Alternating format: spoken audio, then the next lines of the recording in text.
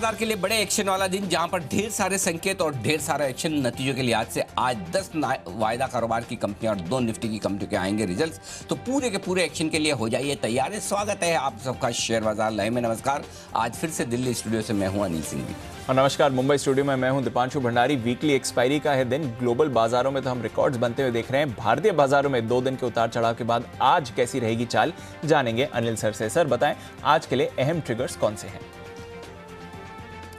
Record बनते हुए दिख रहे हैं दीप अमेरिकी बाजारों में फिर से। और आप देख सकते हैं कि डाउ ने कल फिर से नया रिकॉर्ड बनाया। हमारे यहाँ मूड माहौल भले ही 2 दिनों से थोड़ा सा ठंडा हो, कमजोरी का हो, निराशा का हो, लेकिन अमेरिकी बाजार पूरे जोश में है। जबरदस्त रिकॉर्ड बनाए। नैस्डैक लगातार 5वें 6ठे दिन यहाँ पर तेजी दिखाता हुआ नजर आ रहा है। S&P 500 अपने रिकॉर्ड से महज 5 पॉइंट दूर रहा। तो तीनों ही इंडेक्स वहाँ पर रिकॉर्ड बना रहे हैं या रिकॉर्ड हाइस के आसपास है। तो भरपूर जोश में है अमेरिकी बाजार। कहीं कोई ग्लोबल मार्केट से खराब या कमजोरी के संकेत है नहीं। नतीजे जो आए कल बाजार बंद होने के बाद, अनफॉर्चुनेटली 3 मिड कैप कंपनियां, एक भी नतीजे ऐसे नहीं है जो कि आपको खुश करे। L&T फाइनेंस, हैवेल्स, सिंजिन कमजोरी की तरफ ही रिजल्ट्स थोड़े आपको ज़्यादा नजर आएंगे। आज वायदा कारोबार की 12 कंपनियों के नतीजे हैं, जिसमें से 2 कंपनियां निफ्टी की है, 2 निफ्टी की और 10 दूसरी। ज़्यादातर नतीजे बाजार बंद होने के बाद है, तो एक्शन भरपूर रहेगा। और स्पेशली क्लोजिंग वाले शो में पूरा फोकस करिए। रिजल्ट एक के बाद एक धड़ाधड़ आते हुए दिखेंगे और स्टॉक स्पेसिफिक एक्शन भी होगा। और रिजल्ट के बाद के इस एक्शन पर भी हम थोड़ी विस्तार से चर्चा करेंगे। लेकिन एक और अच्छी खबर आती हुई दिख रही है, और वो ये कि अब विदेशी यात्रियों के भारत में आने का सिलसिला शुरू होता हुआ नजर आ रहा है। और सिलसिला ये है कि अब यूरोप के कुछ देशों को कुछ शर्तों के साथ RT-PCR टाइप के टेस्ट के साथ भारत में आने की इजाज़त दी जा रही है। तो अब फिर ओपनिंग अप अब तक देश के भीतर था, अब ओपनिंग अप देश के बाहर के लोगों के लिए भी होता हुआ दिख रहा है। तो ओपनिंग अप से जुड़ी थीम होटल स्टॉक्स पर भी आज आपको रखनी चाहिए नज़र। जी दी बिल्कुल सर, तो ओपनिंग अप थीम पर तो पूरी नजर है ही बाजार की, और इसके साथ ही पूरा जो एक्शन है नतीजों को लेकर, वहां पर भी आपसे करनी है चर्चा। पर सर एक बार जरा बाजार पर आपकी राय लेना चाहूंगा। SGX निफ्टी तो आज अच्छी बढ़त दिखा रहा है, करीब 40-50 पॉइंट ऊपर, डेज हाई पर इनफैक्ट अभी ट्रेड करते हुए दिख रहा है। ग्लोबल मार्केट्स में भी बढ़िया एक्शन है। कल डाउ पर 2 महीने के ब्रेक के बाद नए रिकॉर्ड्स बनते हुए दिखे। S&P 500 भी ऑलमोस्ट नया रिकॉर्ड छूते हुए गया।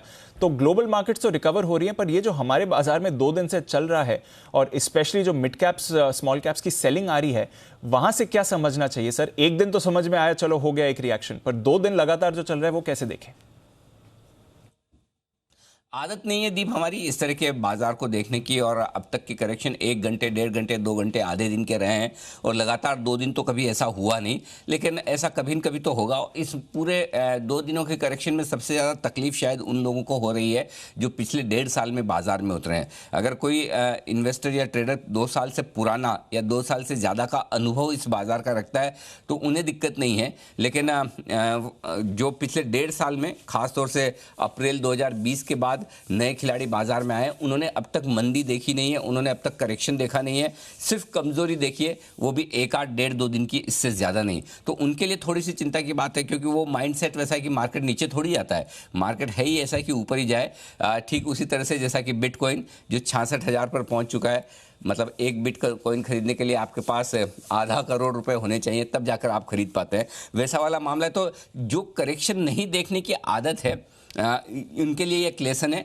कि मार्केट कभी भी किसी भी लेवल से, किसी भी तरह से, कितनी भी स्पीड से करेक्ट हो सकता है। और ये करेक्शन कहीं कोई दिक्कत वाली बात नहीं है दीप। और ये एक समय समय पर सिस्टम में जो सफाई का सिलसिला होता है कि जहां कमज़ोर ट्रेडर्स बाहर निकलते हैं, मजबूत ट्रेडर्स लोअर लेवल पर खरीदारी करते हैं या अपनी पोजीशन को होल्ड करते हैं, वही होता हुआ दिख रहा है। बाकी कुछ भी नहीं बिगड़ा है, न ग्लोबल मार्केट्स खराब हुए हैं, न कोई ऐसा कोई खास रिजल्ट्स के लिहाज से बड़ा डिसअपॉइंटमेंट है। हाँ, कुछ रिजल्ट्स पर आपको रिएक्शन दिख रहा है, जिसकी हम चर्चा करेंगे भी कि क्यों हो रहा है, कैसे हो रहा है। बट ओवरऑल मार्केट का ट्रेंड एकदम परफेक्ट है। और इसीलिए दीप आज की शुरुआत मैंने जो की है, और वो शुरुआत में आमतौर पर तब करता हूँ जब मुझे लगता है कि लोगों का कॉन्फिडेंस हिला हुआ है कि बाजार कहीं ख़राब हो रहे हों ये। और आपको याद होगा कल, चूंकि मैं कॉन्फ्रेंस में था, लेकिन उसके बावजूद तो मैं आखिरी वाला शो, क्लोजिंग शो पूरी तरह से आपके साथ नहीं दे पाया। लेकिन जब आपने मैसेज किया कि मार्केट की हालत बड़ी ख़राब है, एक बार थोड़ी देर के लिए आप आकर कर जाएं, तो मैंने 2:30 बजे आपको यही कहा था कि 18,200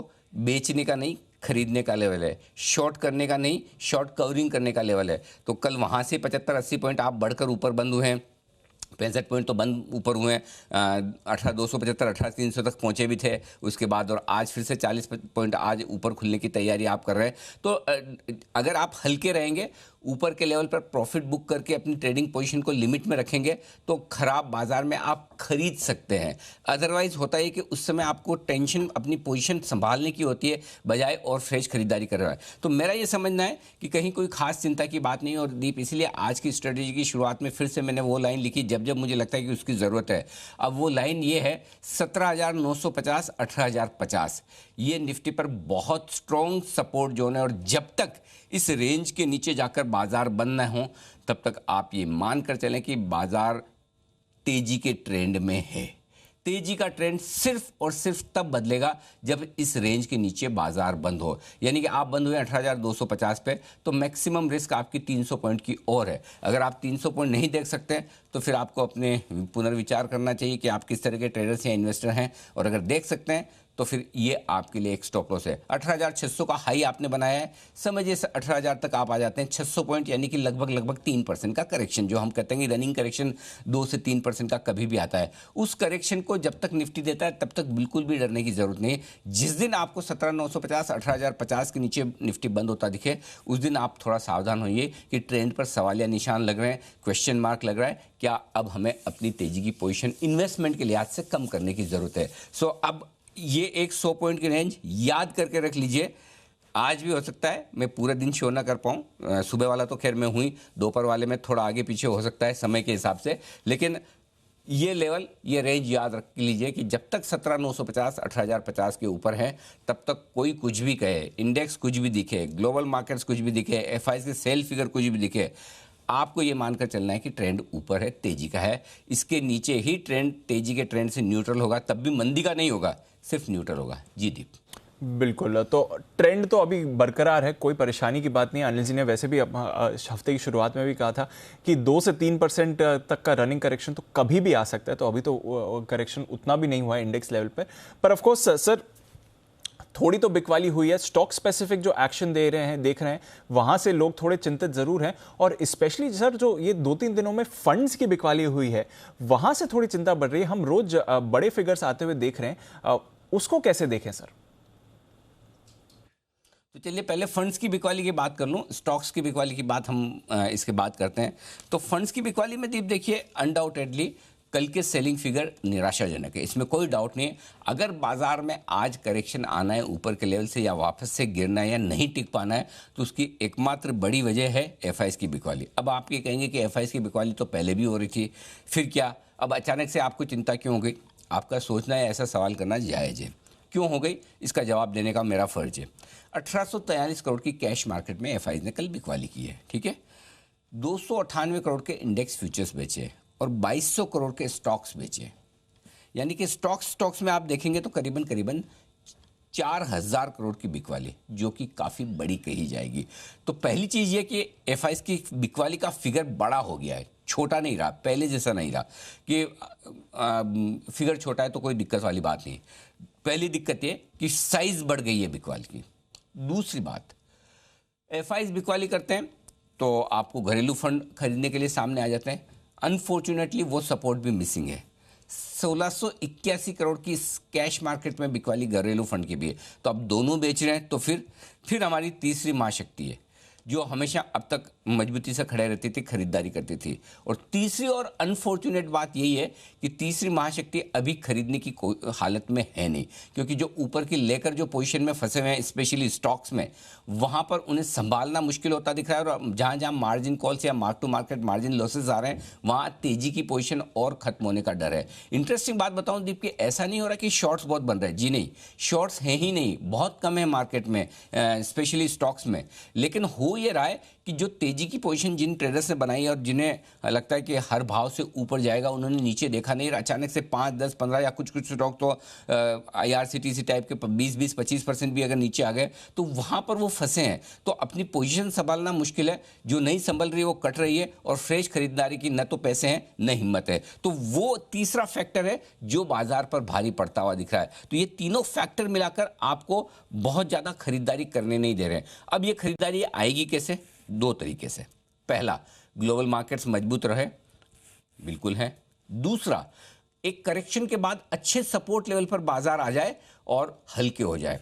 तो सपोर्ट लेवल के नज़दीक हम पहुंच रहे हैं, हल्के हम हो चुके हैं और उसके बाद आपके लिए रिकवरी के आसार बनते हैं। तो एक चीज़ समझ लीजिए, ये ऐसा भी नहीं कि ये बड़े बड़े आंकड़े जो एफआईज की बिकवाली के आपने देखे वो रोज़ दिखेंगे, एक बार बेचने के बाद वो भी हल्के होंगे। इंटरेस्टिंगली बात यह है कि एफआईज ने अपना एक मूड जो बदला वो ये कि एक्सपायरी के वक्त वो इंडेक्स में शॉर्ट नहीं है अब, यानी कि इंडेक्स में उन्हें ज़्यादा मंदी नहीं दिख रही है, स्टॉक स्पेसिफिक बिकवाली ज़्यादा होती दिख रही है और वहाँ से प्रेशर आता हुआ दिख रहा है। तो आपको इंडेक्स के दम पर अगर ट्रेड लेना है तो मैं बार बार कह रहा हूँ, बहुत ज़्यादा चिंता मत कीजिए, बहुत ज़्यादा घबराइए मत, बहुत सपोर्ट लेवल के आसपास है और जब तक 17,950 18,050 क्लोजिंग बेसिस पर नहीं टूटता तब तक कोई चिंता की दूर दूर तक बात ही नहीं है। लेकिन हाँ, अगर आप स्टॉक्स में हैं तो आपके लिए थोड़ा सावधानी वाला वक्त अब आ चुका है। ये वैसा ही वक्त है जब इंडेक्स नहीं चलता था, स्टॉक्स तेज़ी से भागते थे, हम बड़े कॉन्फिडेंट और बुलिश होते थे कि कोई फर्क नहीं पड़ता, इंडेक्स कहीं भी जाए स्टॉक चल रहा है। अब वही वक्त आ रहा है जब इंडेक्स कहीं नहीं जाएगा, शायद ना गिरे,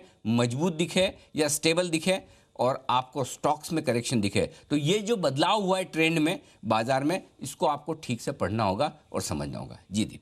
बिल्कुल, तो ये ट्रेंड आपको समझना पड़ेगा और वॉलेटिलिटी के लिए थोड़ा तैयार होना पड़ेगा एफआईज और डीआईज की तरफ से जो हम बिकवाली का ट्रेंड देख रहे हैं। अच्छा सर, स्टॉक्स की आपने बात करी और जो स्टॉक स्पेसिफिक एक्शन है, स्पेशली जो हाई बीटा काउंटर्स हैं जैसे कि आईआरसीटीसी हो गया, आईईएक्स हो गया, वहां पर तो हम एक्शन देख ही रहे हैं। बट एक और ट्रेंड हो रहा है सर, नतीजों के सीजन की अच्छी शुरुआत हुई थी आईटी की तरफ से, पर अब जैसे जैसे नतीजे आ रहे हैं, अगर नतीजे अच्छे भी हैं, अनुमान मुताबिक भी हैं, तो वहां पर भी शार्प रिएक्शन आते हुए दिख रहा है और ज्यादातर नेगेटिव साइड पर। एचयूएल 2 दिनों में 7% गिरा सर, जुबिलेंट फूड में हमने एक बहुत बड़ा रिएक्शन कल देखा, कल तो बल्कि आईटी काउंटर्स में भी हमने नेगेटिव रिएक्शन देखा अच्छे नतीजों पर। कैसे समझे ये जो शार्प रिएक्शन आ रहा है नतीजों के बाद? आपने हाई बीटा स्टॉक्स की बात की, हाई बीटा स्टॉक्स के साथ दीप एक शब्द और जोड़िए, हाई पीई मल्टीपल स्टॉक्स। वो स्टॉक्स जिनके वैल्यूएशन बहुत ऊंचे पी पर चल रहे हैं, प्राइस टू अर्निंग रेशियो, या जिन्हें हम आमतौर पर आम भाषा में महंगे शेयर कहते हैं वैल्यूएशंस के लिहाज से। एचयूएल अगर 60 70 80 के पी पर ट्रेड करता हुआ दिख रहा है, या आईटी शेयर 30 35 के 40 के पी मल्टीपल पर ट्रेड करते हुए दिख रहे हैं, या जुबिलेंट फूड जैसे स्टॉक्स आपको 70 80 के पी मल्टीपल पर ट्रेड करते हुए दिख रहे हैं। तो जो महंगे शेयर हैं पी मल्टीपल के लिहाज से, वहाँ पर गलती की गुंजाइश नहीं है। और आप देखिए जो एफआईज की बिकवाली के आंकड़े आपको आते हुए दिख रहे हैं कैश मार्केट में या घरेलू फंड के भी, वो सिर्फ और सिर्फ उन्हीं शेयरों में आते हुए दिख रहे हैं जो वैल्यूएशंस के लिहाज से काफ़ी महंगे हैं। यानी कि जिन भावों पर ये शेयर ट्रेड कर रहे हैं वहाँ पर नतीजों के लिहाज से गलती की बिल्कुल भी गुंजाइश नहीं। वो हम कहते हैं ना, एक बुल केस सिनेरियो होता है, एक बेस केस सिनेरियो होता है, एक बेयर केस सिनेरियो होता है। तो मंदी वाले में खराब से खराब क्या हो सकता है, न्यूट्रल साइड पे क्या हो सकता है, अच्छे वाले केस में बाजार या स्टॉक कहाँ जा सकता है। तो जिन लेवल्स पर स्टॉक्स ट्रेड कर रहे हैं वो बुल केस सिनेरियो वाले हैं, यानी कि सब कुछ ठीक है, लाइफ परफेक्ट है एकदम। मतलब ये रिजल्ट भी उम्मीद से बहुत बढ़िया आएंगे, मैनेजमेंट गाइडेंस भी बढ़ाएगा, कमेंट्री भी और बहुत जोर से देगा, हम आगे के लिए और खुश हो जाएंगे। ये है वो भाव जो ये सारा सोच को लेकर संग चल रहे हैं। और अगर इसमें हल्का से भी कहीं इफ या बट होता है, यानी कि नतीजे जो सोचे थे उससे थोड़े से कम आ गए, या मैनेजमेंट हम सोच रहे थे जितना मजबूती से बोलेगा ना ना ना ना अभी तो रॉ मटेरियल कॉस्ट बड़ी बढ़ रही है, कमोडिटी के दाम बढ़े हैं तो मार्जिन पर दबाव दिखेगा ना।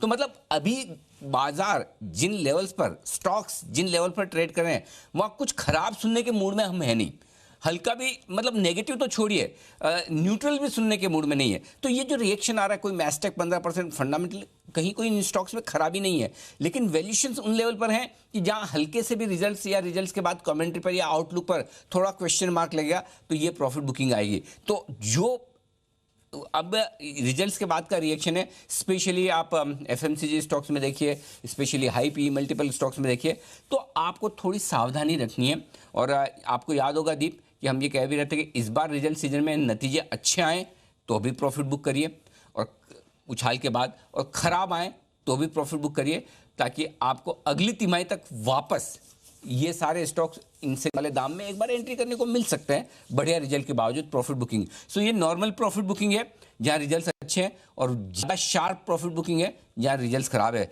तो आपको सावधानी जो रखनी है, इंडेक्स के लेवल पर मैं आपको निश्चिंत कर सकता हूं कि चिंता मत कीजिए, डरिए घबराइए मत। मेरी नज़र आपसे ज़्यादा है। जहां सावधानी के कमजोरी के संकेत आएंगे मैं आपको अलर्ट कर दूंगा, लेकिन स्टॉक्स में हर स्टॉक्स में अपने अपनी आपकी अलग पोजीशन होती है। स्टॉक्स का रिस्क मैनेजमेंट डिसिप्लिन आपको डिसाइड करना है, ये ध्यान में रखिए। जी जी बिल्कुल, तो थोड़ा रिस्क मैनेजमेंट आपको संभालना है, स्पेशली उन स्टॉक्स में जहां पर ऑलरेडी एक भारी भरकम तेजी आती हुई दिख चुकी है, बट नजर रखिए एक्शन भरपूर होने वाला है। अच्छा सर, बाजार की तो हम रोज बात करते ही हैं और अभी भी आपसे स्ट्रैटेजी समझनी है, पर मैंने सोचा कि स्ट्रैटेजी की शुरुआत करें और थोड़ा जो नेगेटिव मूड माहौल बना हुआ है एटलीस्ट स्टॉक स्पेसिफिक एक्शन को देखकर उसको अच्छा किया जाए। एक डेटा मैं आपके सामने लेकर आ रहा हूं, भारत की जो वैक्सीनेशन डोजेज हैं, आज सर हम 100 करोड़ की तैयारी में हैं और बड़ा जश्न का भी प्लान किया जा रहा है आज दोपहर के लिए। और स्क्रीन पर सर आपको दिखेगा 100 करोड़ पहुंचने में सिर्फ और सिर्फ अब 8.5 लाख वैक्सीनेशंस बाकी हैं। तो एक अच्छी खबर सर एटलीस्ट वैक्सीनेशन फ्रंट पर। एब्सोल्युटली, और ये बड़ा माइलस्टोन है। और दीप देखिए, हम हमेशा है ना थर्ड वर्ल्ड कंट्री माने जाते हैं, जो तीसरी दुनिया जिसे कहते हैं, जिन्हें आमतौर पर बहुत ज़्यादा डेवलप तो छोड़िए, मतलब डेवलपिंग भी छोड़ दीजिए, पिछड़े देश माना जाता था। वहाँ से हम डेवलपिंग और डेवलपिंग से डेवलप्ड नेशन की तरफ हो जाए। मतलब कई सारे देश मिलाकर आप देखें तो उन्होंने इतनी वैक्सीनेशन नहीं किया है जो हमारे यहाँ हुआ है। तो ये अपने आप में एक बड़ा रिकॉर्ड है कि किस तरह से इस पैंडेमिक के वक्त पे हमारी सारे health care workers, frontline workers, जो सारे सरकार के डिपार्टमेंट है, जिन्होंने मिलकर 100 करोड़। और आज आप देखिए ना, एक्चुअली देखा जाए तो कोरोना का डर मन से पूरी तरह से निकल चुका है। किसी को मन से डर नहीं है, सावधानी लोग रखते हैं। सावधानी रखने में भी मैं आपको हकीकत कह रहा हूँ, आप किसी से भी पूछ के देखिए, 2 वजह से लोग मास्क लगाना ज़्यादा, सैनिटाइजेशन करना तो लगभग लोगों ने छोड़ दिया है, हार्डली करते हैं। सोशल डिस्टेंसिंग लगभग खत्म हो चुकी है। मास्क लगाने की जो परंपरा है वो 2 वजह से, एक, अगर मैं लगा रहा हूँ, आप मेरे सामने खड़े हैं तो आप भी वो शिष्टाचार के नाते हुए लगा रहे, सर ने लगा रखा है मैं भी लगाता हूँ, मैं भी किसी के साथ खड़ा हूँ, तो एक तो वो, और दूसरा डर वो पुलिस वाले का है कि अगर ये पकड़ लेगा तो। अगर ये 2 चीज़ें ना होना तो शायद लोग मास्क लगाना भी बंद कर दें, तो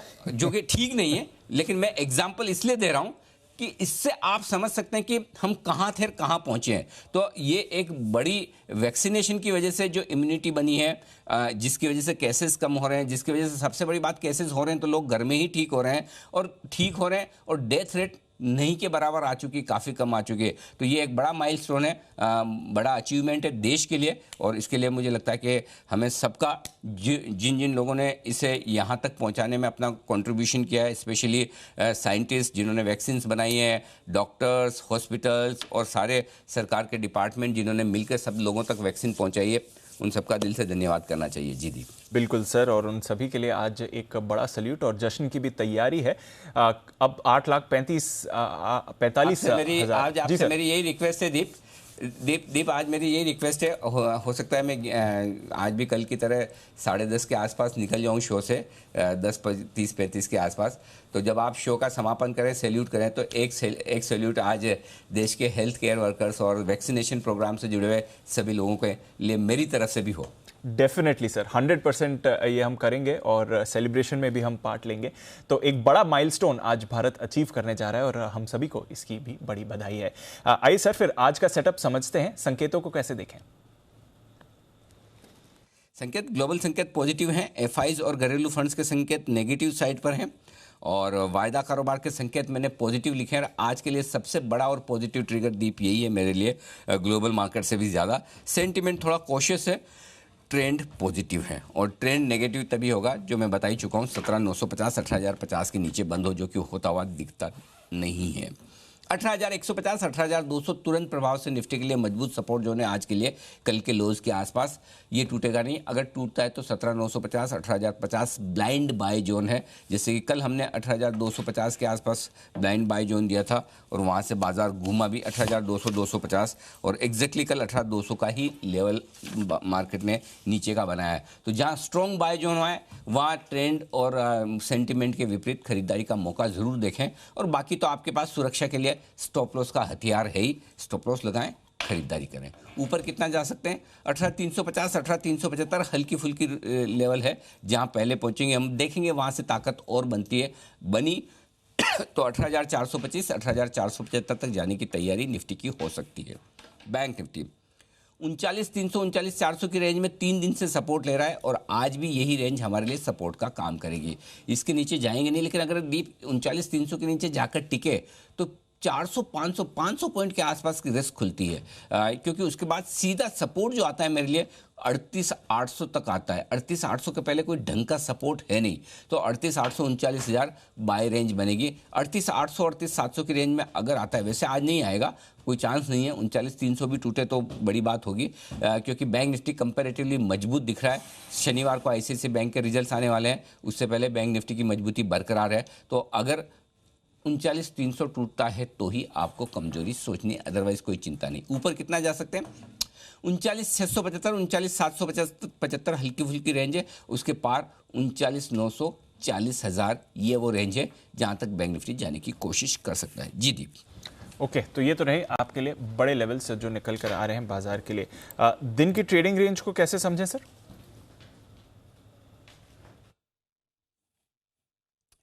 18,300 माफ कीजिएगा, 18,200 18,350 दिन की छोटी रेंज है। 18,150 और 18,425 दिन की मीडियम रेंज लेकर चलें। 18,050 18,475 दिन की बड़ी रेंज निफ्टी पर। बैंक निफ्टी 39,300 39,675 ये दिन की छोटी रेंज होगी। 39,000 से 39,775 दिन की मीडियम रेंज होगी और बड़ी रेंज के तौर पर 38,800 से लेकर 39,950 को लेकर चलें। ये निफ्टी और बैंक निफ्टी के डेटा है। एफआईज की पोजीशन आपको बता दूं, इंडेक्स में 1% घटी है, कोई खास बदलाव नहीं, 68% पर है। एक ही डेटा जो आज के लिए सबसे इंपॉर्टेंट है, वो भी मैं आप कहें तो अभी विस्तार से बता सकता हूँ, नहीं तो आगे। पुट कॉल रेशियो और विक्स 5% बढ़कर आया है। विक्स लगातार आपको संकेत दे रहा है, थोड़ी सावधानी रखिए, थोड़े उतार चढ़ाव के लिए तैयार हो जाइए। बिल्कुल सर, और आपका तो फेवरेट इंडिकेटर है पीसीआर। थोड़ी देर में समझेंगे कि इसके क्या मायने होने वाले हैं आज के ट्रेड के लिए, पर उससे पहले सर बता दें मौजूदा पोजीशंस वालों को आज क्या करना है। 18,150 चाहें तो आप 18,200 का भी रख सकते हैं स्टॉप लॉस। मैंने थोड़ा सेफ्टी के हिसाब से 50 पॉइंट और नीचे का दिया है। 18,150 आपका स्टॉप लॉस होगा इंट्राडे और क्लोजिंग बेसिस पर निफ्टी पर, और बैंक निफ्टी पर आपका स्टॉप लॉस होगा 39,250 का। 39,300 बनता है, मैंने 50 पॉइंट की और आपके लिए रखी है कुशन, तो 39,250 का स्टॉप लॉस रखिए आप निफ्टी और बैंक निफ्टी पर लॉन्ग पोजीशन पर। अब आइए शॉर्ट पोजीशन। 18,500 इसके ऊपर निकलकर ट्रेड करना शुरू करें निफ्टी, तो ही आपको मजबूती के संकेत देगा। तो आपके पास कुशन है 200 सवा 200 पॉइंट का, अगर आप शॉर्ट हैं तो 18,500 के ऊपर स्टॉप लॉस रखिए। और बैंक निफ्टी पर स्टॉप लॉस वही है 40,000 का। जब तक 40,000 नहीं टूटता ऊपर की तरफ, तब तक आप शॉर्ट रह सकते हैं। तो बैंक निफ्टी की रेंज बहुत क्रिस्टल क्लियर है, 39,300 40,000। ऊपर में थोड़ा दूर है 500 पॉइंट, लेकिन वही सही है, जो सही है वही मैं आपको बताऊंगा। जी दीप। बिल्कुल, तो ये तो रही आपके लिए मौजूदा पोजीशंस और जहां पर लेवल्स निकल कर आ रहे हैं। नई पोजीशंस आज कैसे बनाए सर, क्योंकि वीकली एक्सपायरी का भी एक्शन रहेगा। 18,050 18,150 इस रेंज में आए तो निफ्टी खरीदिए। 17,950 का आपका स्टॉप लॉस होगा। ये रेंज परफेक्ट है, अगर दिन के दौरान कहीं मौका मिले तो जरूर यहाँ पर एक चांस लीजिए खरीदारी करने का। ऊपर के जो टारगेट बनेंगे दीप, 18,200 250 350 375, ये 4 टारगेट हैं जिनके लिए आपको करनी है खरीदारी निफ्टी पर। एग्रेसिव ट्रेडर हैं जो इंतज़ार ना करें, कोई दिक्कत नहीं, आपको लगाना है स्टॉप लॉस 18,150 का और ख़रीदारी कर लेनी है। 18,350 18,375 425 450 और 475, ये 25-25 पॉइंट की रेंज में 3 टारगेट बनकर आ रहे हैं। यहाँ के लिए आपको करनी है निफ्टी में खरीदारी। अगर आप एग्रेसिव ट्रेडर हैं तो 18,150, और एक बार 18,300 के पार निकल जाए तो स्टॉप लॉस आपको ऊपर शिफ्ट करके 18,200 का कल के लो का कर लेना है, ये ध्यान में रखें। जो लोग शॉर्ट करना चाहते हैं 18,425 से 18,475 की रेंज में धीमे धीमे शॉर्ट करने के बारे में सोच सकते हैं। बहुत एग्रेसिव ट्रेडर 18,375 पे भी मूड बनाए, लेकिन मेरी राय नहीं होगी। मेरा ये मानना है 100 पॉइंट को ना देखें, परसेंटेज में देखें, और जितना 18,500 के नज़दीक आप बेच पाए उतना बेहतर होगा। तो 18,425 450 475 के आसपास जहां आपको ठीक लगे उस समय के मूड माहौल को देखते हुए वहां शॉर्ट करें। 18,550 का आपका स्टॉप लॉस होगा। अब तक का लाइफ हाई आपको 477 का मिला हुआ है, तो उसके ऊपर उसके आसपास बेचना ज़्यादा ठीक है। अब यहाँ पर 18,550 का आपको लगाना है स्टॉप लॉस, और टारगेट जो बनेंगे नीचे की तरफ शॉर्ट करने पर आपके लिए निफ्टी में वो होगा 18,375 350 275 और 200, ये सारे टारगेट के लिए करनी है दीप आपको बिकवाली। अब आइए बैंक निफ्टी जी। तो बैंक निफ्टी 38,000, 800, 39,000 अगर आए तो खरीदना है। चांस कम है, कल भी नहीं आया, आज आने के चांस भी कम है, फिर भी मुझे बता के रखना ज़रूरी, ताकि अगर आए और उस वक्त मैं आपके साथ ना भी हूं तो आपको ध्यान में रहे। 38,600 का आपका स्टॉप लॉस होगा। 39,275 पहला टारगेट, 350 दूसरा टारगेट, 39,400 तीसरा टारगेट और 39,500 अगला टारगेट, जिसके लिए आपको इस रेंज में खरीदारी करनी है। अब आप भी जानते हैं, मैं भी जानता हूँ, उस रेंज में आने के चांस नहीं के बराबर है। तो फिर अगर आप एग्रेसिव ट्रेडर के तौर पर बैंक निफ्टी खरीदना चाहते हैं तो कल के लोज के नीचे स्टॉप लॉस लगाइए, और वो होगा 39,250 का। 39,300 का स्टॉप लॉस बनता है। मैंने 50 पॉइंट का कुशन रखा है। कई बार क्या होता है, टच इन गो टाइप हो जाता है ना, गए टच किए वापस आ गए, सो वो होना नहीं चाहिए। तो 39,250 का आप स्टॉप लॉस रख लीजिए। 39,675, 775 ये दो टारगेट छोटे, और बड़े टारगेट 39,950 और 40,000, जिसके लिए करनी है आपको खरीदारी। अब आइए बिकवाली की तरफ। जो ट्रेडर्स बैंक निफ्टी बेचना चाहते हैं 39,800 से मूड बना सकते हैं। जितना 40,000 के नज़दीक बेचेंगे उतना आप सेफ रहेंगे, ये ध्यान में रखिए। तो आपको करना क्या है, बेचना है। बेस्ट लेवल है 39,950 का, तो आप 3 टुकड़ों में बेच सकते हैं, 39,800, 950 और 40,000। और अगर एक ही बार बेचना चाहते हैं तो 39,950 के आसपास बेचिए। 40,050 का आपका स्टॉप लॉस होगा। नीचे के टारगेट बनेंगे 39,700, 39,600 छोटे टारगेट हैं, 39,525 मीडियम टारगेट है, और बड़े टारगेट 39,400 और 39,300 तक के करेक्शन में बैंक निफ्टी में आपके ऊपर में बिकवाली करने की राय। जी दी, क्लियर है सर। तो सारे के सारे लेवल्स क्रिस्टल क्लियर आपके सामने आ चुके हैं, और इंटरेस्टिंग सेशन है। वीकली एक्सपायरी है, नज़र रखने की पड़ेगी। सर कल बैन लिस्ट की भी हम बात कर रहे थे, और बात ये चल रही थी कि ऐसे स्टॉक्स के रोटेशन हो रहे हैं जो शायद यूजुअली बैन लिस्ट के मेंबर्स नहीं रहते। खैर आज भी हम वैसा ही देख रहे हैं। BHEL लंबे समय बाद बैन से बाहर आ गया है, पर उसके सामने L&T फाइनेंस और टाटा पावर, इनकी एंट्री हुई है। सर आपको आखिरी टाइम याद है जब L&T फाइनेंस या टाटा पावर बैन लिस्ट में थे?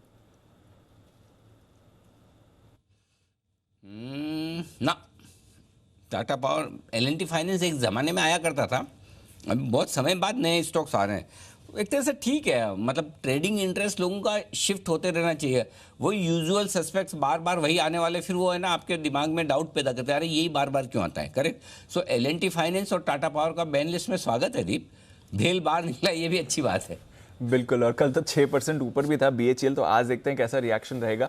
बट रोटेशन है और डबल डिजिट है आज बैन लिस्ट काउंटर्स की। Fresh entry L&T finance, Tata power, और साथ ही IRCTC, SAIL, PNB, Escorts, NALCO, Amara Raja, Vodafone और सन टीवी बैन में बने हुए हैं। अब आते हैं डेटा पर। सर फंड्स के बारे में तो आपने समझा दिया, जो वायदा कारोबार के इंपॉर्टेंट डेटा है, और जो आप PCR की बात कर रहे थे, कौन से इंपॉर्टेंट लेवल्स रहेंगे वहां से? आज के बाजार का सबसे बड़ा प्लस और पॉजिटिव पॉइंट है पुट कॉल रेशियो 0.91। और आपको याद होगा दीप, कल जब आपने मुझे 2:30 बजे बुलाया था तब भी मैंने ये कहा कि पुट कॉल रेशियो 1 के नीचे आ चुका है, ओवरसोल्ड हो चुका है। इन लेवल पर आपको, तब 18,215 का ही लेवल था, मुझे अच्छे से याद है। मैंने कहा ये लेवल पे बेचना नहीं, ये लेवल पे खरीदना है। और आज आप देखिए पुट कॉल रेशियो 0.91 पर है। हाईएस्ट ओपन इंटरेस्ट 18,000 के पुट पर है, 38 लाख शेयरों का, तो वो तो बहुत स्ट्रॉन्ग रॉक बॉटम सपोर्ट है। उससे पहले 18,300 आपके लिए मेक और ब्रेक लेवल है, जो कि जहां हम बंद हुए वहां से 35 पॉइंट ऊपर है। तो अगर आज आप 35 पॉइंट ऊपर खुल भी जाते हैं तो ये मत सोचिए आप मजबूत हैं। ध्यान से सुनिएगा, 35 पॉइंट ऊपर खुलते भी हैं तो ये मत मानिए मजबूत है। आपको अपनी मजबूती 18,300 से ही गिननी है। 18,300 के ऊपर हैं तो मजबूत हैं, 18,300 के नीचे हैं, 30 पॉइंट 40 पॉइंट ऊपर भी हो जाएं तब भी आप कमज़ोर। तो 18,300 से गिनेगा। 18,300 मेक और ब्रेक लेवल है। 18,300 के पुट पर 22 लाख शेयर हैं, कॉल्स पर 32 लाख शेयर हैं। कल 24 लाख शेयर ऐसे हैं जो कॉल राइटर्स 18,300 पर ऐड हुए हैं। तो अगर 18,300 के ऊपर आप टिकते हैं और बने रहते हैं तो फिर कॉल राइटिंग यानी कि शॉर्ट कवरिंग होने की संभावना बनेगी, जो 18,350, 18,375 तक ले जा सकता है, और वहाँ पर जाकर आप रुक जाएंगे। न्यूट्रल होंगे आप 18,300 पर, पॉजिटिव होना शुरू करेंगे 18,375 के ऊपर से। 18,375 के ऊपर निकले आप और टिके, फिर आएगी आपके लिए फ्रेश खरीदारी और शॉर्ट कवरिंग, जो आप एक्सपायरी के दिन, हफ्ते की एक्सपायरी के दिन देखना चाहते हैं, जो 18,425 से 18,475 की रेंज में निफ्टी को ले जा सकती है। और वहाँ पर फिर आप ख़त्म करेंगे इस पूरी रिकवरी को, और वहाँ से फिर करेक्ट होंगे। ये एक बेहतरीन स्क्रिप्ट हो सकती है जो मैंने लिखी है बाजार के लिए, जो पुट कॉल रेशियो और वायदा कारोबार के संकेत मुझे नज़र आ रहे हैं उसके मुताबिक। बाकी देखते हैं क्या कुछ होता है। ऊपर में जो लोग पिछले 2-3 दिनों में फंसे हैं और जिनको ये लगता है कि अरे ये क्या हो गया, क्यों हो गया, कैसे हो गया, उन लोगों को जैसे जैसे अपने प्राइस आए, अपने भाव के नज़दीक आए या आप रीजनेबल लॉस में हो, तो आपको धीमे धीमे अपने स्टॉप लॉसेस ट्रिगर करते हुए या अपनी पोजीशन को हल्की करते हुए आगे बढ़ना चाहिए। तो ये ध्यान में रखिए, अगर फंसे हुए हैं तो पोजीशन हल्की करने के बारे में सोचें, ताकि वापस से कभी भी मौका मिले तो आप उस मौके को खरीदने के तौर पर देख सकते हैं। बैंक निफ्टी 39,500 ही मेक और ब्रेक लेवल है, जहाँ पर 14 लाख शेयर पुट में है, 12 लाख शेयर कॉल्स में है। ऊपर 39,800 के आसपास हल्की फुल्की रुकावट है और 40,000 बड़ा बैरियर। 39,500, 39,800, 40,000, ये 3 लेवल है ऊपर की तरफ, और नीचे सीधा सपोर्ट जो आता है 39,300 के नीचे, वो 39,000 के आसपास का आता है। तो ये है डेटा। तो दीप, पुट कॉल रेशियो के दम पर मैंने कल भी कहा था कि अब वो शॉर्ट कवरिंग आपको तुरंत आज ही मिल जाती है, कल गैप से खुलने के बाद मिलती है, या कल नीचे खुलकर ऊपर आता है, ये कहना मुश्किल काम है, लेकिन ये कहना आसान काम है मेरे लिए कि एक शॉर्ट कवरिंग और फ्रेश खरीदारी बनती है। कल 18,210, 215 से आप देख लीजिए 50 पॉइंट 60 पॉइंट कल मिल गए, 40-50 पॉइंट कम से कम आज मिलेंगे, और थोड़ा मूड माहौल ठीक रहा तो हो सकता है आज 75 पॉइंट 100 पॉइंट आपको और मिल जाए, 18,350, 18,375। और कल अगर आपने सही लेवल पर पोजीशन बनाई है तेजी की, तो वहाँ पर आप प्रॉफिट बुक करने के बारे में सोच सकते हैं या अपना स्टॉप लॉस ट्रेल करते हुए आगे बढ़ सकते हैं। जी दीप। बिल्कुल सर, और कल तो क्लोजिंग में ही आपने कह दिया था कि अब शॉर्ट नहीं करना है, अब बल्कि खरीदारी की राय है, और पॉजिटिव मोमेंटम आते हुए वापस दिख रहा है। आइए, स्टॉक स्पेसिफिक एक्शन भी आज भरपूर रहेगा, और अनिल जी की तरफ से एक बेहतरीन पिक, बिगुल स्टॉक ऑफ द डे।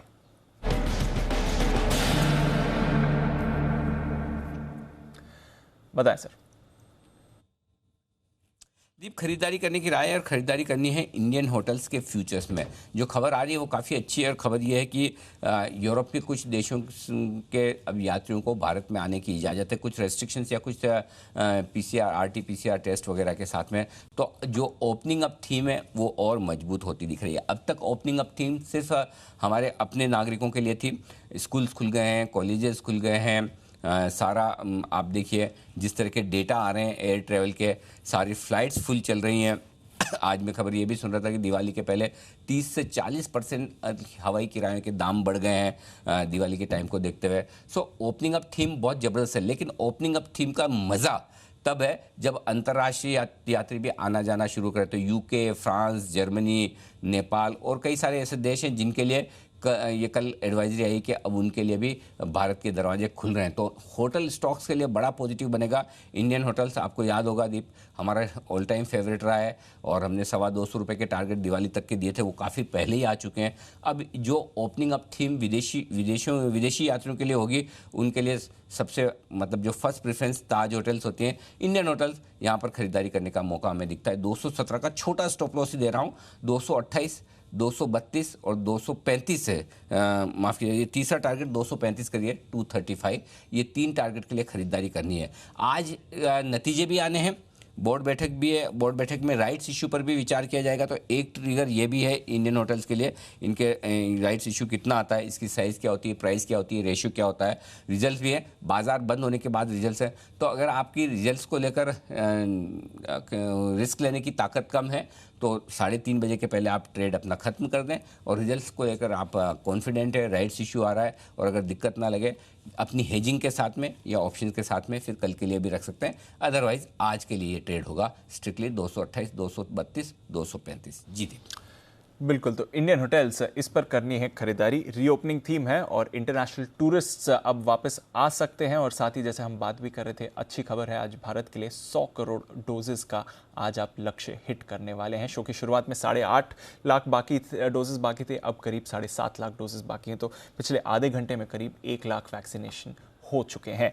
आइए, और कौन से स्टॉक्स हैं जहां पर हमें करना है फोकस, जान लेते हैं। हमारी टीम है आपके साथ तैयार, मानसी, वरुण और साथ ही आशीष है हमारे साथ इस समय। मानसी, मॉर्निंग, बताएं आज के कौन से ट्रिगर्स हैं? Good morning Deepanshu. ढेर सारे ट्रिगर्स हैं जिस पर नजर रखनी है। एक तो नतीजे, Asian Paints, JSW steel Nifty space में आते हुए दिखेंगे।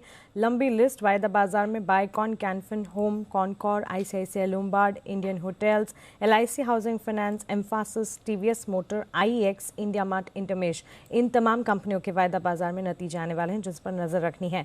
कैबिनेट की बैठक आज 11:30 बजे होने जा रही है। वहीं यूनियन काउंसिल ऑफ मिनिस्टर्स की बैठक 3:45 पर होती हुई दिखेगी। IEX बोर्ड बैठक में बोनस इशू पर फैसला होता हुआ दिखेगा। वहीं भारतीय एयरटेल का राइट्स इशू जो है ये आज बंद हो जाएगा। प्राइस जिसका 535 रुपए प्रति शेयर का तय किया गया है। करीब 39 करोड़ शेयर्स के राइट्स इशू के जरिए 21,000 करोड़ जुटाने की योजना इसमें है। टेक्समैको रेल के राइट्स इशू की एक्स डेट है 1 नवंबर से 15 नवंबर के बीच ये राइट्स इशू खुलता हुआ दिखेगा। 164 करोड़ का राइट्स इशू है। प्राइस जिसकी 23 रुपए प्रति शेयर की तय की गई है। एंटाइटलमेंट रेशियो 2:7 का होगा। इंडियन होटल्स राइट्स इशू के साइज और पूंजी जुटाने पर फैसला होता हुआ दिखेगा। नतीजों के साथ ही वहीं कैनफिन होम्स पर नजर रखें। बोर्ड की बैठक में पूंजी जुटाने को लेकर फैसला होता हुआ दिखेगा। BPCL और भारत ओमान रिफाइनरीज लिमिटेड के बीच स्कीम ऑफ अमालगमेशन को लेकर एक बोर्ड बैठक आज होने जा रही है जिस पर नजर रहेगी। वहीं जी एंटरटेनमेंट इन्वेस्को केस में आज हाईकोर्ट में मामले की अगली सुनवाई होने वाली है।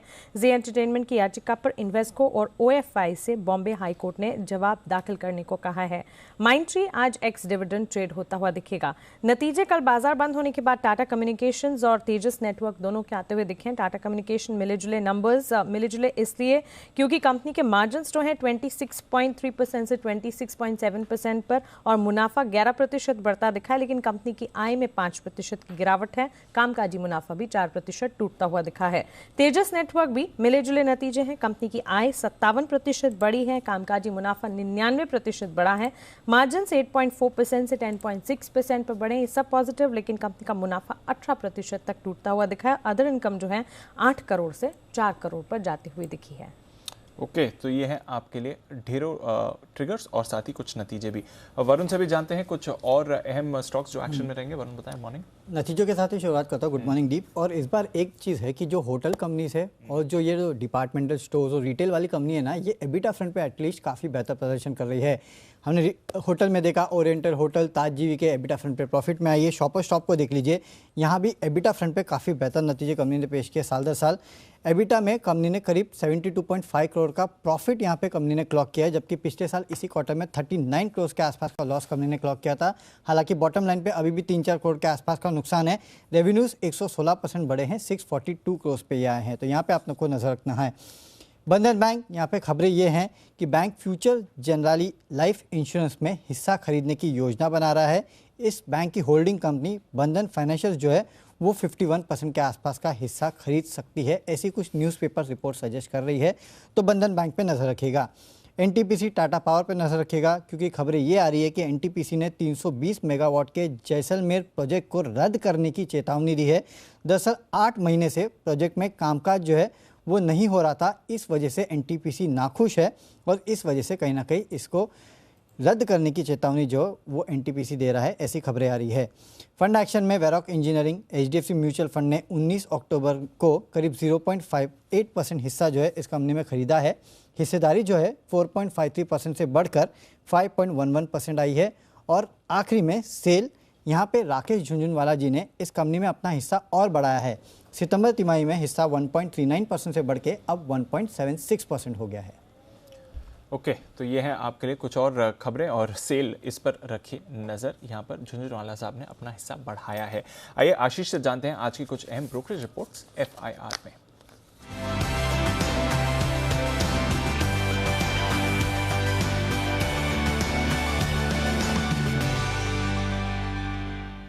मॉर्निंग आशीष, बताएं।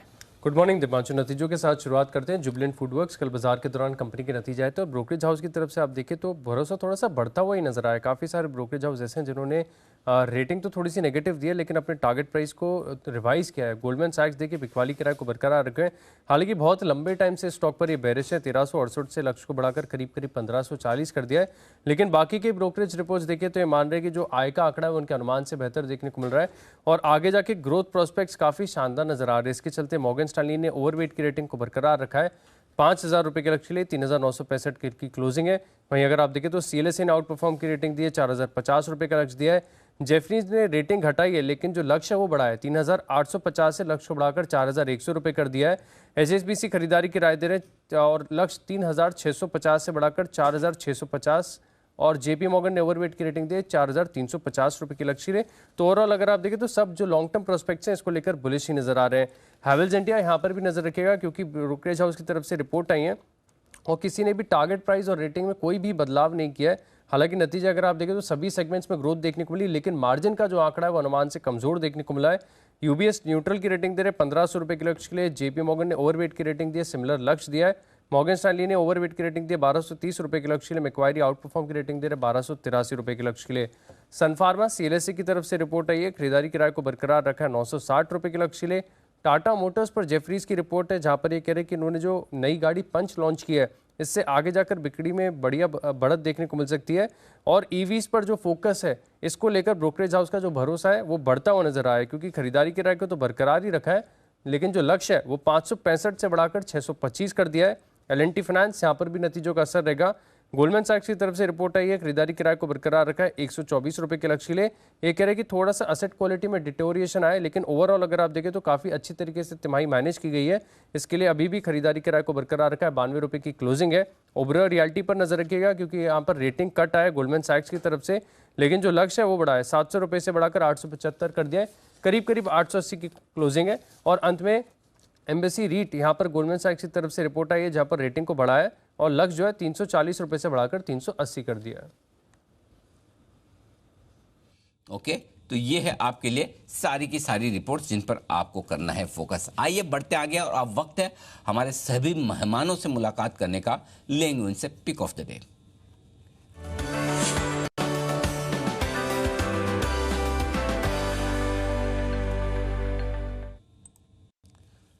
वैसे तो सबसे पहले स्टूडियो में मेरे बाद में बंसल जी आए हैं और कायदे से तो शुरुआत उन्हीं के साथ करना बनता था, लेकिन बंसल जी लेडीज फर्स्ट, तो सिमी जी से करेंगे शुरुआत। कोलकाता चलेंगे। सिमी जी गुड मॉर्निंग, बताएं pick of the day. Good morning Anil ji. अब तो मार्केट ऐसा रहा कि इसमें यहाँ पे पिक ऑफ द डे देना भी बहुत मुश्किल है, क्योंकि आप तो जानते हैं मैं 24/7 बुली हूँ, तो एक बाई कॉल ही मैं वापस ढूंढ के ही लाई हूँ। पता नहीं कितना चलेगा।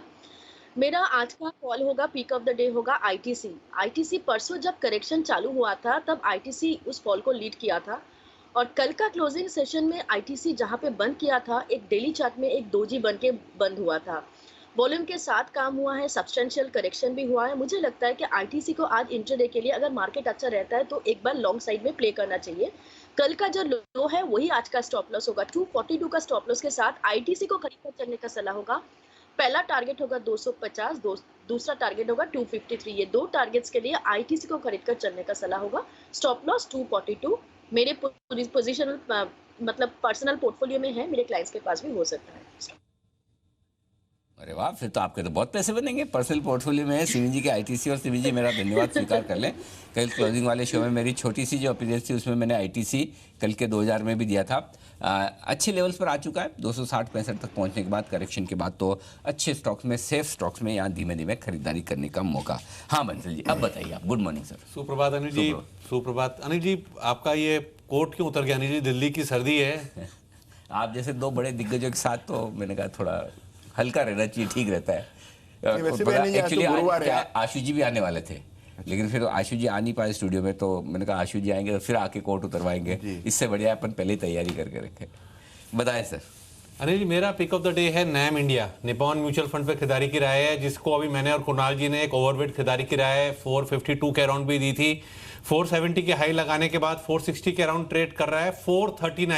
439 के स्टॉप लॉस के साथ इसको बाय करना चाहिए 500 रुपए के टारगेट के लिए। और मुझे लगता है आज के इस वातावरण के अंदर जहां पर तेजी को लेके मतलब कि बहुत डाउट्स हो रहे हैं, ये एक more of a defensive stock है जो एक अच्छी मतलब कि टिकाऊ रिटर्न देने का पोटेंशियल रखता है।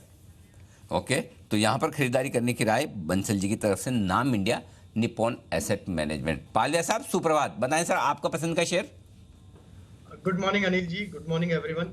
सो आज जो स्टॉक बाय करना है वो आईटी स्टॉक्स में से टेक महिंद्रा हमें यहाँ पे काफ़ी अट्रैक्टिव लग रहा है। कल भी स्टॉक में देखें तो काफ़ी कंसिस्टेंट बाइंग एक्शन देखने को मिली थी, और कल भी आईटी स्टॉक्स में लोअर साइड से काफ़ी अच्छी बाइंग एक्शन बनी थी। तो टेक महिंद्रा यहाँ पे 1539 के आसपास, कल का 1545 ये फ्यूचर के क्लोज है, यहाँ पे बाय करने की सलाह रहेगी। इसमें स्टॉप लॉस हम सजेस्ट करेंगे 1525 का, और टारगेट हम एक्सपेक्ट कर रहे हैं इसमें आना चाहिए करीब 1575 से 1585, तो 1585 तक की अपसाइड हमें लगता है टेक महिंद्रा में देखने को मिल सकती, तो टेक महिंद्रा पे बाय करने की सलाह रहेगी। लो लगे हाथ आपको धन्यवाद दिलवा देते हैं। सेठी साहब से कल क्लोजिंग वाले शो में सेठी साहब ने 2 पिक में से एक एफएनओ वाली टेक महिंद्रा भी दी थी, तो सेठी साहब धन्यवाद भी दे दें और आप अपनी पिक भी बता दें। गुड मॉर्निंग अनिल जी। बिल्कुल अनिल जी, थैंक यू, आपको याद रहता है सब कुछ। राजेश पालिया जी को भी धन्यवाद। कल दोपहर को 2:30 बजे जब बाजार में मार्केट थी तब मेरा ये मानना था कि रिस्क रिवॉर्ड तेजी करने में है, तेजी करने के फेवर में है, और मैंने टेक महिंद्रा में खरीदारी करने की सलाह दी थी 1540 के लेवल पे, और सोमवार को इसके नतीजे आने वाले हैं। मुझे लगता है 1600 तक के लेवल्स के लिए इसको बिल्कुल रखना चाहिए। 1525 का मेरा भी स्टॉप लॉस था। और अनिल जी, आज के लिए जो मेरा पिक ऑफ द डे है वो स्टॉक रहेगा जी एंटरटेनमेंट। अनिल जी, वैसे तो आज एक इवेंट वाला दिन है और थोड़ा वोलेटाइल रहता है उस तरफ में, बट मुझे लगता है ये जो स्टॉक है, कल जिस तरह का इसमें स्ट्रॉन्ग मोमेंटम था और जिस तरह से ये जो खबरें चल रही है सोनी और इसके मर्जर की, मुझे लगता है ये देर सवेर होना है। तो मैं मीडियम से लंबी अवधि पे तो इस स्टॉक पे बहुत ही बुलिश हूँ। आज भी मुझे लगता है ये स्टॉक अच्छा करेगा। 335 का मेरा आज का इंट्राडे टारगेट है और 315 का स्टॉप लॉस रखना है। ओके, 315 के स्टॉप लॉस के साथ 335 में जी एंटरटेनमेंट में करें खरीदारी। और अब डिस्क्लोजर और डिस्क्लेमर देने की ज़रूरत नहीं, हम पहले ही बता चुके हैं कि जी एंटरटेनमेंट अब हमारी ग्रुप कंपनी नहीं रही है, तो ऐसे में अलग अलग कंपनी के तौर पर, इसलिए हमारे एनालिस्ट चाहें तो उस पर खरीदारी या बिकवाली जो भी राय देना चाहें ज़रूर दे सकते हैं। ये है आपके लिए 335 के टारगेट के साथ खरीदारी करने की राय। कुणाल जी, सुप्रभात। सुप्रभात। क्या करेंगे सर? अनिल जी, खरीदारी करेंगे और खरीदना है महिंद्रा लाइफ स्पेसेस। अच्छा, एक चीज़ बताइए, जब आप घर से निकलते हैं तो आप ये सोच के जाते हैं कि 2 स्टॉक ले लेता हूँ, अगर SGX निफ्टी 50 पॉइंट ऊपर होगा तो बाय वाला दे दूंगा, SGX निफ्टी 50 पॉइंट नीचे रहा तो सेल वाला दे दूंगा, ऐसा करके सोच के निकलते हैं? अनिल जी, आपकी आधी बात सही है। 2 शेयर लेकर के तो मैं चलता हूँ अनिल जी। एक शेयर कोई ना कोई और ले चुका होता है, तो इसलिए अनिल जी एक स्टैंड पर ही हमेशा रखना तो उसके लिए आपके पास मैं इतना ज़्यादा काम करने के बजाय दूसरा फॉर्मूला देता हूँ। मैं बताइए ना। बंसल जी की तरह सबसे पहले आके बैठ जाइए।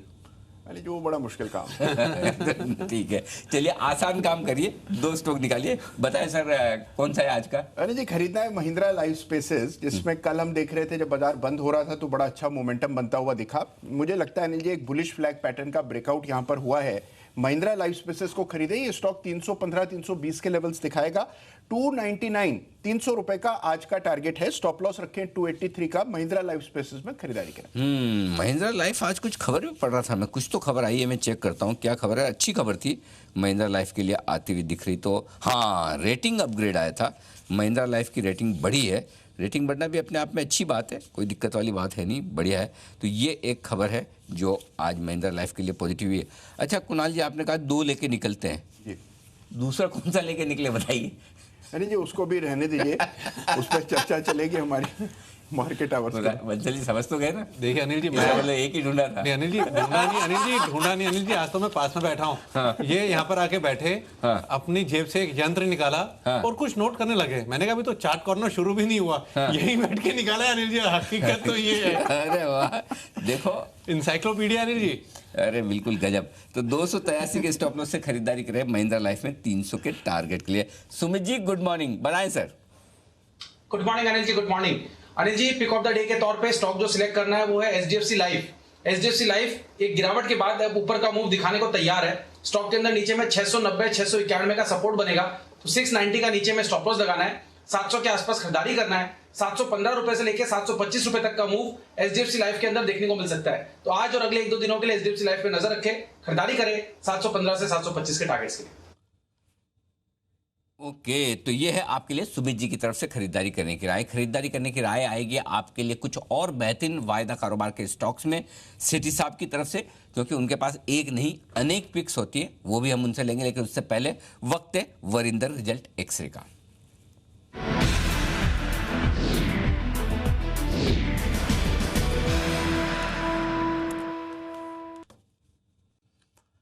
वरिंदर जी गुड मॉर्निंग, स्वागत है आपका। बताएं सर, सबसे पहले तो आज के बेहतरीन 3 रिजल्ट सबसे बढ़िया वाले। Morning sir. To be honest 3 results मैंने ली सर जो बहुत तकड़े लगे मुझे, छोटे हो या बड़े हो। एक ही नंबर लगा सर अच्छा, एंजल वन का। To be honest it was also not a very तोड़ फोड़ result for me. Angel One ने ठीक किया सर। आपने देखा होगा कि उसका जो रिटेल ब्रोकिंग रेवेन्यू है वो अच्छा आया है, 11% क्वार्टर क्वार्टर ऊपर आया है। आईसीआईसी सिक्योरिटीज का मेरे ख्याल में फ्लैट आया था, 13 लाख क्लाइंट्स ऐड किए हैं। आईसीआईसी सिक्योरिटीज ने ऑलमोस्ट 6 लाख ऐड किए थे। बट एक दो चीजें अच्छी नहीं थी सर उसमें, कि उसका जो क्लाइंट एक्विजिशन है वो क्वार्टर क्वार्टर फ्लैट रहा था, और F&O सेगमेंट में वो मार्केट शेयर लॉस कर रहा है। एंजल वन स्टॉक बढ़ चुका है सर, कोई सस्ता स्टॉक नहीं है, आई थिंक 25 टेम्पे के आसपास ट्रेड करता है। सो अच्छे नंबर्स थे बट बहुत तोड़फोड़ नंबर्स नहीं थे। So I am picking the best out of the weaker numbers, अगर वो बोल सकूं मैं, तो एंजल वन एक ही कंपनी है सर जिसके नंबर्स अच्छे आए थे, बहुत तोड़फोड़ नहीं आए थे। ओके, और 3 खराब रिजल्ट्स जो सबसे खराब लगे आपको? 3 खराब में L&T फाइनेंशियल सर्विसेज सबसे पहले नंबर पे बोलूंगा मैं। इसका कहना है सर, कोई भी पॉजिटिव सरप्राइज आ ही नहीं रहा है, कहीं से भी नहीं आ रहा, जो स्ट्रेस है वो बढ़े जा रहा है। तो इस बार भी अगर आप देखेंगे कि लोअर प्रोविजंस थी, इसी कारण इसका जो नेट एनपीए है वो इसका बढ़ के आया, तो वो खराब चीज थी। दूसरा अगर आप देखेंगे तो इसका जो प्रॉफिट बिफोर प्रोविजंस होता है वो भी मतलब बहुत नीचे आया, क्योंकि उन्होंने कुछ स्टीप इंक्रीज किया था, जो net loss on fair value changes हुए वो किए हैं उसने। बट ये स्टॉक महंगा नहीं है सर, और महंगा रहा भी नहीं है, 1.2 टाइम्स के आसपास का ट्रेड करता है ये। सो ये कंपनी है जिसपे थोड़ा सा है कि बहुत पीपल वर एक्सपेक्टिंग कि ये फाइनेंशियल सर्विसेज में कुछ अच्छे नंबर्स आएंगे, बट L&T फाइनेंशियल कहीं भी बहुत अच्छे नंबर्स नहीं दिए। हैवेल sir, I was very impressed जो सेल्स ग्रोथ नंबर आया। पीपल वर एक्सपेक्टिंग कि 22% ग्रोथ आएगा सेल्स पे, बट इसने 30% ग्रोथ दिया। बट सर इन सब कंपनीज में परेशानी वही हो रही है कि इनका जो मार्जिन्स है, मार्जिन्स प्रेशर में आएगा बिकॉज जो भी है all those raw material cost हो जाएगा। आप सोचिए सर, इसका मार्जिन 15% एक्सपेक्टेड था, 14% आया। ये वाई ऑन वाई 17% मार्जिन करता था, तो 17% से 14% ऑलरेडी आ चुका है। पैट मत देखिए बिकॉज उसमें लोअर अदर इनकम है, और बेस क्वार्टर में कुछ अदर इनकम था, तो अदर इनकम 58% डाउन है। और लॉयड सर, हेवल्स का टर्न अराउंड नहीं हो रहा है अभी भी लॉस मेकिंग है Lloyd. So Havells as per me they were weak set of numbers, plus sir ये 60 टाइम्स पे 60 टाइम पे ट्रेड करता है FY23 EPS। तीसरा company sir Syngene, again sir उसमें इशू क्या है कि सेल्स ऊपर थी, ऑलमोस्ट इन लाइन थी, बट मार्जिन्स कम थे सर, वैल्यूएशंस बहुत महंगे हैं। अभी सिंजीन का सेल्स देखिए सर, 16-17% ग्रोथ आया, एक्सपेक्टेड था 15% आएगा, बट मार्जिन सर एक्सपेक्टेड था 30% से ऊपर आएंगे, बट 29% आए। 2 क्वार्टर पहले 33% मार्जिन करता था। सो ये मार्जिन जो मैं आपको याद होगा पिछले क्वार्टर में भी हम केमिकल्स की बात करते थे कि मार्जिन प्रेशर आ रहा है, सब पे आ रहा है। तो आज 60 टाइम्स पे ट्रेड करता है सर कंपनी ये, बट मार्जिन प्रेशर हेवल, सिंजीन, इन सब पे हमें देखने को मिल रहा है, और स्टॉक 60 टाइम्स पे ट्रेड करता है, कोई सस्ता स्टॉक नहीं है। कल हमने देखा नवीन फ्लोरिन के नंबर्स आए, हल्का सा मिस था सर, हल्का सा मिस था, मार्जिन अंडर प्रेशर थे, बट किस तरीके से स्टॉक गिर गया था। सो मैं बार बार बोल रहा हूँ, second quarter and even third quarter में आपको ये स्ट्रेस देखेगा इन कंपनीज में जहां पे रॉ मटेरियल, लॉजिस्टिक्स कॉस्ट का प्रेशर आ रहा है। सो ये 3 कंपनीज है सर जिनको मैं वीक रिजल्ट्स बोल सकता हूँ आज। है आपके लिए कमजोर नतीजे भी आपके सामने आते हुए दिख रहे हैं, तो हेवल्स भी आज ध्यान में रखने वाली बात है, क्योंकि कमजोर रिजल्ट्स पर मार तगड़ी पड़ती हुई दिख रही कई सारे स्टॉक्स में। बहुत बहुत शुक्रिया वरिंदर इस बेहतरीन इन डेप्थ और एकदम प्रिसाइज टू द पॉइंट विश्लेषण के लिए।